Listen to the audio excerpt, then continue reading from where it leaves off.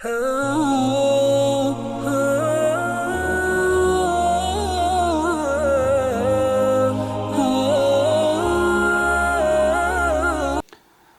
اللہ الرحمن الرحیم۔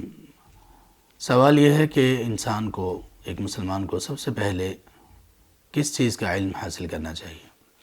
یہ جو حالات ابھی بنے ہوئے ہیں، اس میں خیر کا پہلو یہ ہے کہ بہت سارے لوگ یہ سوچنے پر مجبور ہو گئے کہ اللہ کی ذات کی طرف بھی لوٹنا کچھ ہوتا ہے۔ اللہ کی ذات کے بغیر ہم کسی بھی کام کے نہیں ہیں۔ دنیا کی ترقی، دنیا کی ایڈوانسمنٹ، دنیا کی ٹیکنالوجی، سائنس جتنی بھی ترقی کر جائے، جہاں پہ بھی یہ پہنچ جائے، انسان اللہ تبارک و تعالیٰ کی ذات، اللہ کے فضل، اللہ کے اذن اور اللہ کی رحمت کے بغیر بالکل کسی بھی کام کا نہیں۔ تو جب لوگ لاچار ہوئے تو تب وہ اللہ کی طرف پلٹے۔ اس اعتبار سے اس بیماری میں، اس وائرس میں یہ خیر کا پہلو ہے۔ اللہ تعالیٰ اس سے ہم سب کو محفوظ رکھیں۔ تو لوگ ابھی پوچھتے ہیں کہ اگر ہم اب دین کو سیکھنا چاہیں، اگر ہم اللہ کی طرف لوٹنا چاہیں تو اس لوٹنے کا طریقہ کار کیا ہوگا؟ اور ہم اگر دین کے متعلق علم حاصل کرنا چاہیں تو کہاں سے شروع کریں؟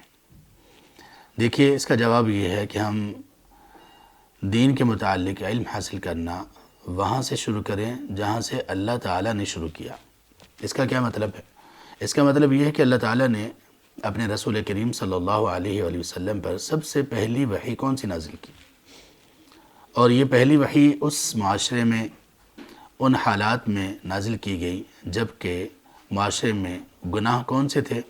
قتل و غارت گری عام تھی، اور قتل کی سب سے بدترین صورت یہ تھی کہ لوگ اپنی ہی بیٹیوں کو، اپنے ہی لخت جگر کو زمین میں زندہ دفن کر دیا کرتے تھے۔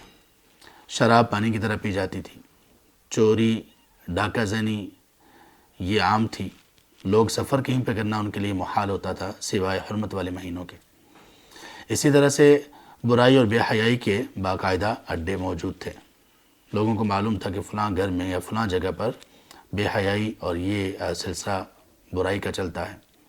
اسی طرح سے اس معاشرے میں سب سے بڑا جرم شرک، وہ بھی عام تھا۔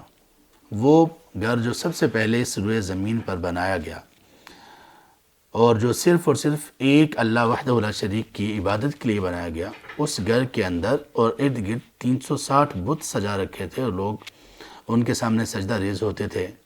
لوگ ان کے لیے اپنے مال میں سے کچھ حصہ نکالتے تھے، لوگ ان کے لیے نظر و نیاز کرتے تھے، لوگ ان سے مدد مانگتے تھے، لوگ ان سے خوف کھاتے تھے۔ یہ سب کچھ چل رہا تھا، لیکن اس کے باوجود اللہ تعالیٰ نے سب سے پہلا حکم نازل کیا کیا، اور اس میں کس بات کا حکم دیا، کس بات کی طرف لوگوں کو بلایا؟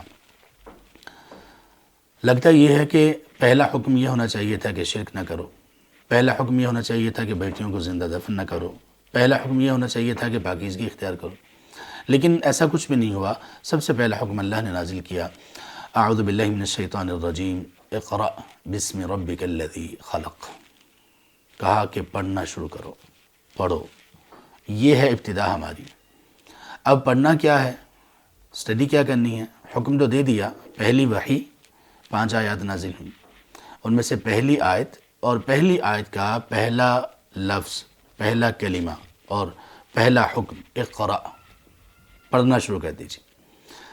یا رب، سر تسلیم خم ہے، ہم نے پڑھنا شروع کر دیا، ہم نے پڑھنا شروع کرنا چاہ رہے ہیں، ہم پڑھنا شروع کرنا چاہ رہے ہیں، تو یا رب کہاں سے پڑھیں؟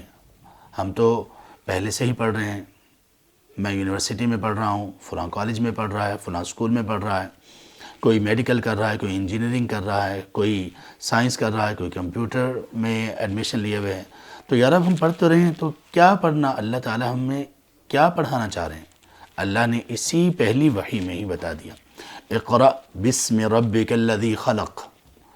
پڑھنا کیا ہے؟ اپنے رب کے نام کے ساتھ جس نے پیدا کیا۔ یعنی سب سے پہلے ہمیں یہ پڑھنا ہوگا کہ خالق کون ہے۔